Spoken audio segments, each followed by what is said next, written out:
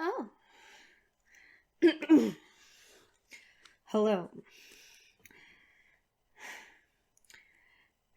I've been expecting you. Go ahead, sit down. My name is Dr. Smith.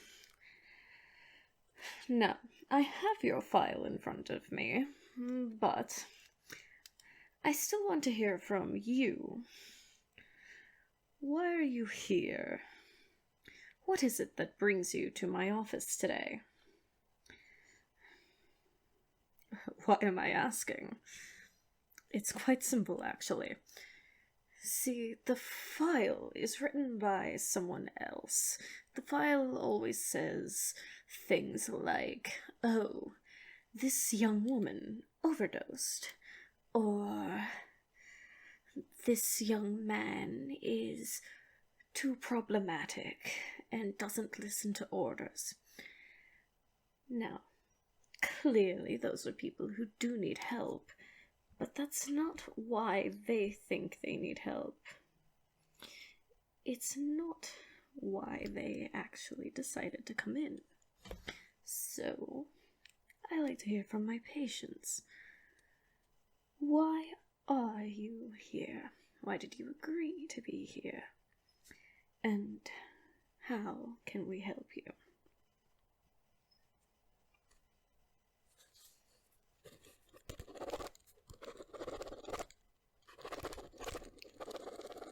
I see. Go on.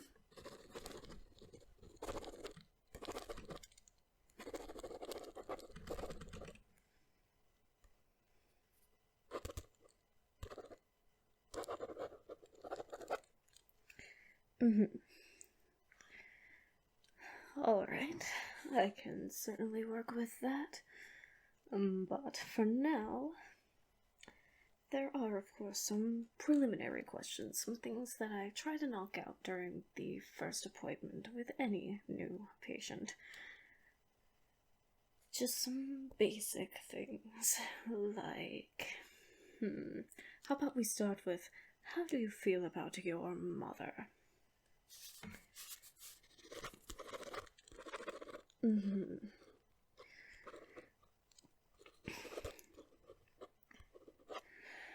Right.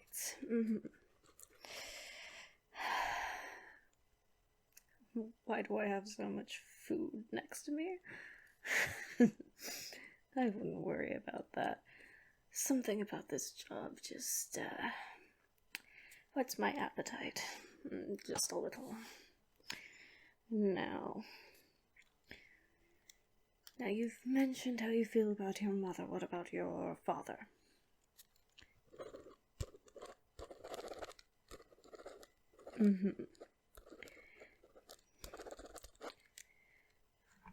And tell me,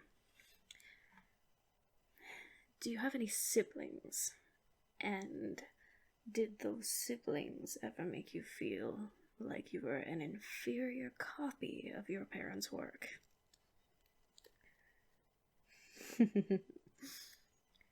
Oh, I'm not laughing at you. The way you squirmed just there was amusing.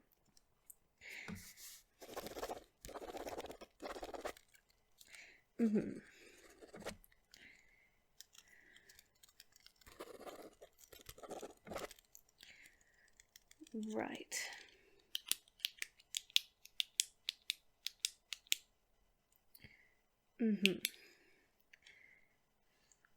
Well, I can tell you this much.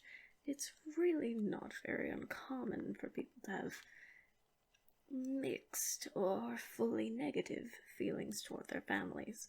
And even if you have some of that, I wouldn't think it's something to be ashamed of. The food again.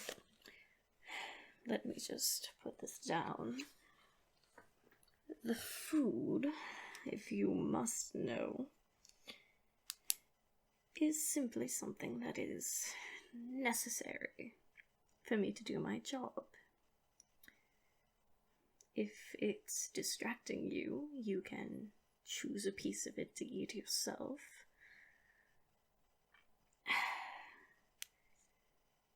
But I would be careful messing with the food of someone like me. What am I talking about? Well, remember how I said this job whets my appetite? It's because delicious little morsels like you getting all uncomfortable around me. It fills me with a certain hunger, which of course is helped by eating food. But this donut, these cookies, this muffin, none of them really fix it. They just take the edge off for a while so that I can do my job. And then, when I get home, well,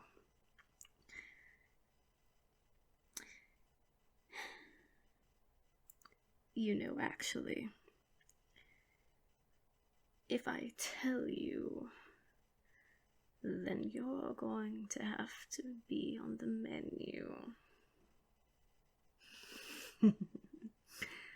What's the matter?